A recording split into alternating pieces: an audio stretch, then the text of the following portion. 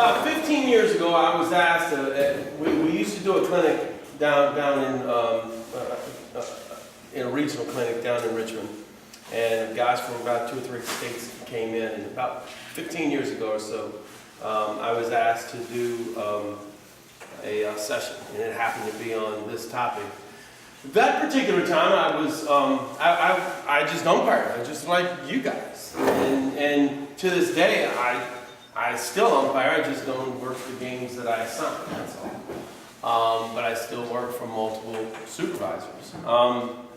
One of the things that I said in the car yesterday was, and I tell this guys, I think I said, I tell, and I affectionately refer to the guys in my local group, to the knuckleheads in Richmond. I try to get them to understand.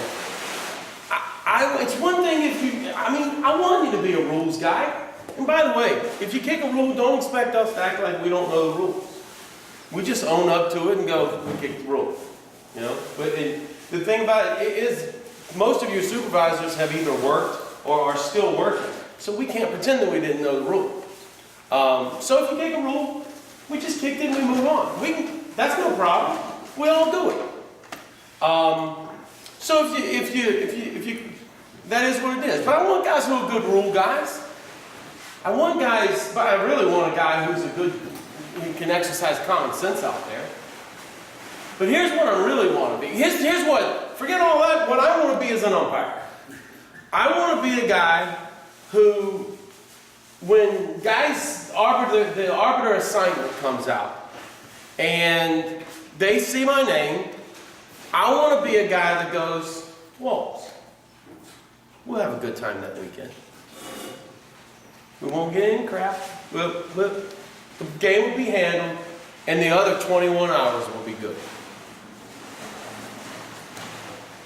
If I can end my career at that point, I don't care wherever else it might lead me, I will have been successful for me, for what's important to me as an umpire. Because Darren knows over the course of the last 20 years, decisions that I've made that have kind of, in some cases, held me back from situations, in other cases have helped. But that's really important to me. So here's the deal. You can learn all the X's and O's. You can learn all of this stuff. You can figure out whether the center fielder is a left-hander or a right-hander, who's supposed to go out. You can do all that, and if you're a jackass, we can't assign you. You're going to be the best non-working umpire this place has ever had. Oh, there's probably some place down the road that'll take you. But does that make sense? Because, and so you're going to get to a point whenever you're working with somebody, or when somebody's done something, and you're going to want to be that guy. You're going to want to be the guy that rears up and says something. Or you're going to want to be in the locker room 3 days later and say something that happened 3 days earlier and roll somebody under the bus. For you, for a minute, to think that stuff doesn't get back, you're crazy. You are crazy.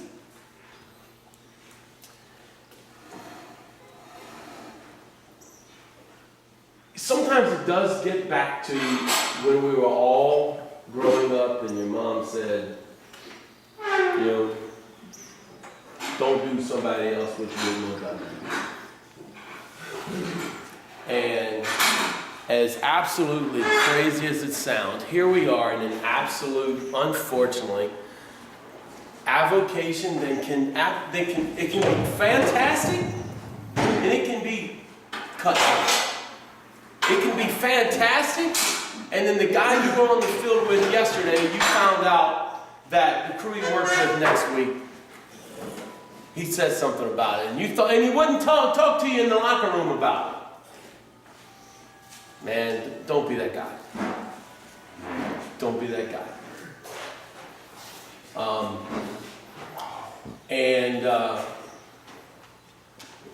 Without beating a dead horse, but I'm going to beat it for about 2 more minutes. One of the most gratifying things that have occurred for me was, as an umpire, was last year in a conference tournament. The tournament was over with, and showers were going on, and we were getting all our stuff together. And I don't think you would know this, but we were getting our stuff together. One of the guys thought he heard me say something. He had had a tough couple of days.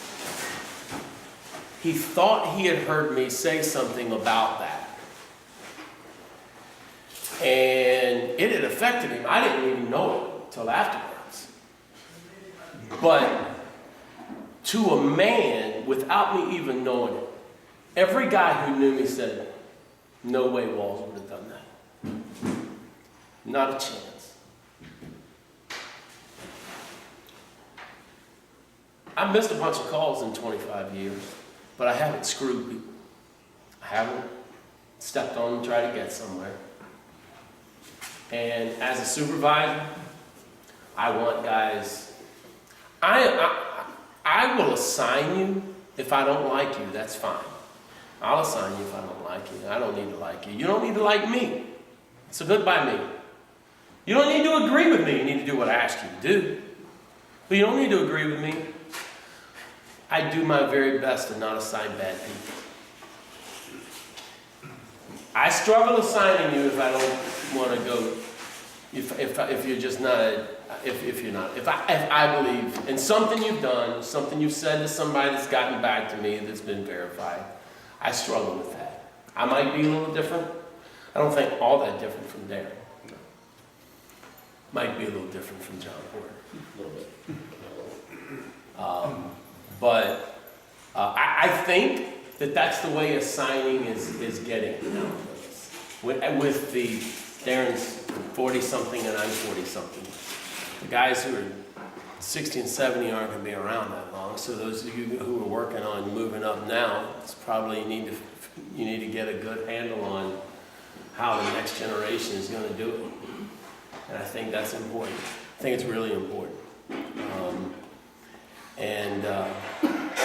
That's all I got. I think you want to be the guy when they see your name on the list. They go, "We're gonna have a good weekend. That's gonna be fun." And all of that certainly has to do with you got to take care of your business on the field as well. But be that guy. Be that guy. Thanks.